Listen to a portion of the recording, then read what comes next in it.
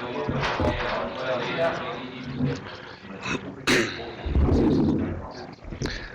right, we'll get going with our luncheon and hearing from the coaches.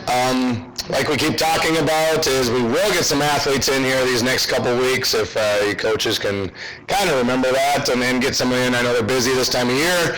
We actually have soccer that's going to be in town in a couple weeks for basically the rest of the time. I'm sure Joe and those guys are excited about that, but that'll give them a chance to get over here and talk with you too. So volleyball did play last night. I had a tough one. Tiffany's mother passed away, if you hadn't heard, so she's back in Indiana, and obviously our thoughts and prayers are with her, and we'll be back, by the end of the week, early next week. They do play on Tuesday again on the road, but obviously she will not be with us today, but hopefully we'll be back next Monday. Football is at home this weekend. The game time did get changed to 1 o'clock, so if you have it on your schedules at 4 o'clock, it will be a 1 o'clock kickoff, and Stacy will talk a little bit about that. Cross country, Jerry will talk about another schedule change with that as well. They go leave on Thursday now, I believe, instead of this weekend, so and some other changes on that side. Golf is done for the spring, and a couple of those guys, Cody and Kirk, will both be in here. I thought Kirk might be here today, possibly next week, and we'll try to get Cody over here as well and just talk about his fall season and going forward with recruiting. I know they've been on campus and showing some kids around these last few weeks. But then talk about the spring schedule coming up as well. And then soccer, which like I said, I know they got one more trip here this weekend, and like Joe and Coach has talked about is getting those guys in class and being around here. We're seeing that when our season isn't even going right now. So it's a tough time for the kids, but make them tougher and make them better, and hopefully that results in better play on the field and better play in the classroom when they are back at home. So we'll get going. Joe, do you want to start us again with your trip, and we'll continue on after that? Thank you.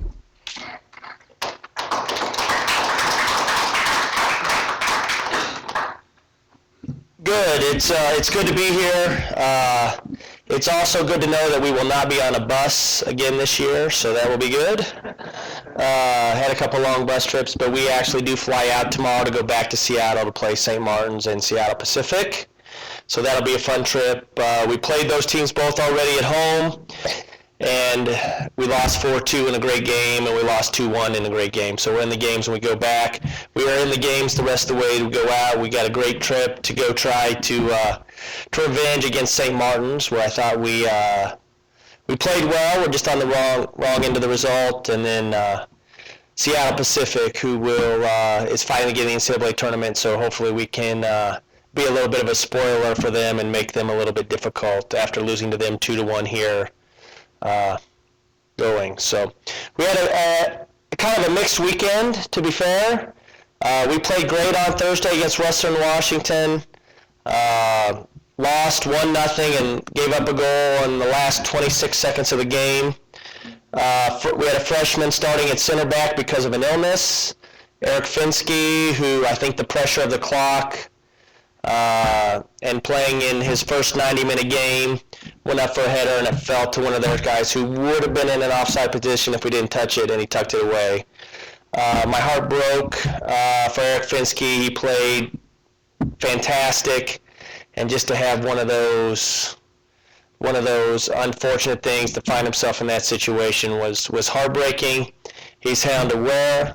And then we came into the Simon Fraser pro team out of Canada, it seemed like. Those guys are good. They're going to have a couple. They're going to have a couple MLS guys, a couple international guys that will have a chance to go on and play. They had to have a good result against us because they took a bad tie at Mary, and those guys came out ready to play. And I think the wear and tear from the first game and the emotional of the first game kind of took us a little bit, but we didn't do ourselves any favors by giving away an early goal. And then trying to keep going. But we've learned from our mistakes. I think the stress of midterms is now over for our guys. I know we had some guys that were first time going through that. I think it's good. But I think as we reflect on the season, I think, to be fair, this is our first time anybody going with this grueling of a schedule, including myself, and I'm knackered, and I haven't played as much as these guys. So I think it's been a great learning experience. We're looking forward to being home. Hopefully, we have beautiful last 2 weekends like we had last weekend. Because I know everybody's calling me going, is there snowing there? Is it blizzard? You guys still got snow? Where are you going to play? Well, just like anywhere else, if it stays about 65 degrees the next 3 weeks, we'll be good. So make it through November 9th. So we had a bunch of visits this week, a bunch of new recruits that seem to be excited about the opportunity to play here and excited about the education of the school. So I think that's fantastic. That says a lot about our young men and how they convey their experiences to the guys that we're pursuing. And I think we're also keep building on our team. It'll be nice in 3 weeks. I can actually say I have juniors on the team, so that will be good too. That will be fun. Any questions for me? Well, good. This is getting easier. That's good. Easier and harder all at once. Okay. Well, I will bring up Coach Schafer and let him speak on behalf of the cross-country teams.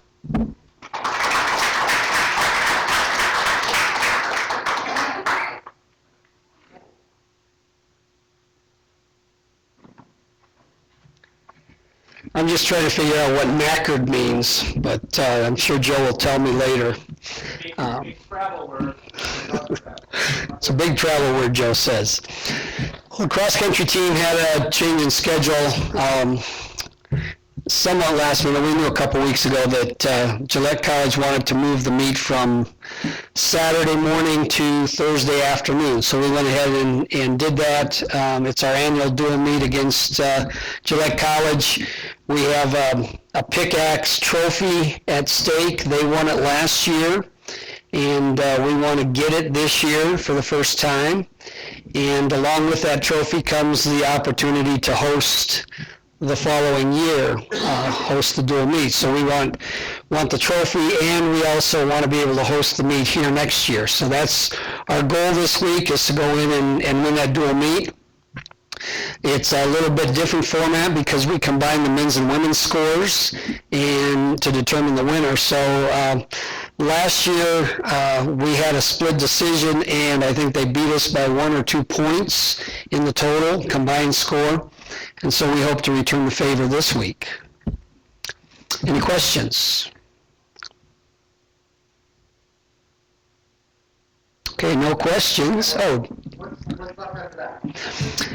After the Gillette duel, we do go to the region meet in Canyon, Texas. It's going to be a long trip, but we've got it all planned out. Hopefully we break it up a little bit and give the kids the best opportunity to be as fresh as possible to run in their second region cross-country championship. So we are in a new region this year. We are in the South Central region, which, if anybody knows about cross-country and track, the South Central region is the toughest region in the country, stacks up Division II with a lot of Division I schools. Adams State, Western State, Colorado Mines are the 3 premier teams in that region. But because the region is so tough, we get 6 actual bids out of the region to the national championship for teams. And so that's a bonus, but being a tough region, you still gotta crack that top 6, and that's no easy task. So, other questions? Okay, Brad has no more questions, so I'm going to bring up Stacy Collins to talk about this week's football game.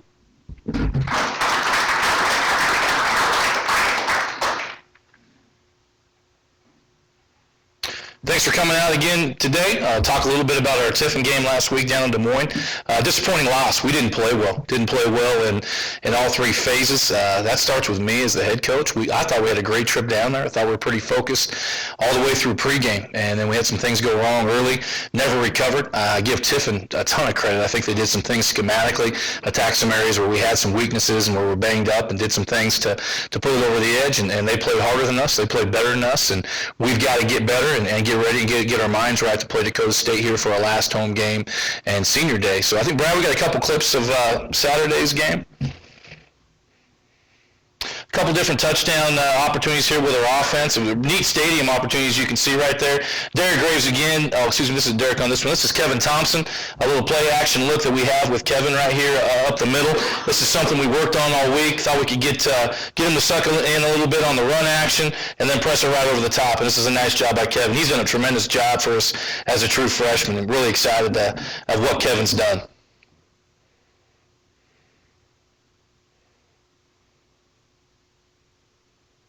Here's DeAndre Bolden. DeAndre's been a physical runner for us, and really the same action we got at it that you saw the play with Kevin. There's a play action series with it. This is a run action with it, and DeAndre has done a good job. He's a big physical young man, finds his way into the end zone, and that was a nice touchdown. We had some chances early, and we dropped a pick when the game was 12-7. I think that might have been a game changer and changed the momentum early to stay in. And here's the one I was talking about earlier with Derek. He's just done a tremendous job for us all season. Hurt with us, he got a knee in the back right after this play, and didn't play the rest of the game. So we were really healthy the first half of the season. These last 2 weeks seems like the injury bugs caught us, and we got to find a way to get some guys to step up and get over it. But nice catch by Derek on this piece, and he's been a great addition to our program all year long, and has done nothing but catch touchdowns. So like I said, a tough loss. We didn't play well. We got to play better. Got Dakota State coming in here last home game. It's senior day, an opportunity to honor 10 seniors that have put a lot of time, effort, and energy into this program. We're excited to play an in-state rival. I think that's always, an older rival that people know, and a Dakota State team that's doing really good. They lost a tough one last week. We got two common opponents in Jamestown. They beat Jamestown a couple weeks ago, and so it'll be a nice football game. We're excited to get the crowd out here. What questions can I answer for you about the Tiffin game or upcoming game against Dakota State? Do that again, meeting somebody halfway? Yeah, I really thought, obviously don't like the result, but we both needed a game. It's hard to get Division II games. I don't need to tell you, Coach Henry, when you're an independent and you're trying to find games. We both had the date open. We met in the middle, so we traveled 626 miles. They traveled 600. It was a great setting in Drake. Obviously we didn't have any fans there really. I mean, there wasn't maybe 50 people, but I don't think that the game setup or that really had much to do with why we didn't perform well. But it was a neat opportunity for our players, and it worked out well for both of us. How are you? We're pretty banged up right now.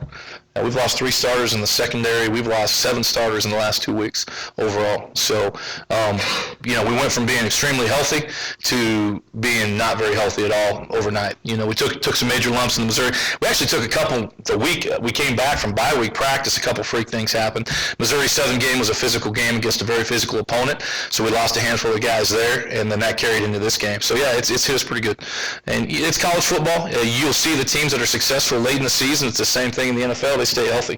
The guys get banged up, especially when you're at a Division II level and you're a younger team trying to grow. We don't have a lot of depth, and so when you lose starters and guys that have produced for you pretty well, it becomes pretty thin pretty quick. But with injury comes opportunity. We've got to find young guys who are going to step up, get better, get the opportunity to play, and see what the younger guys in our program can do as we continue to build this place.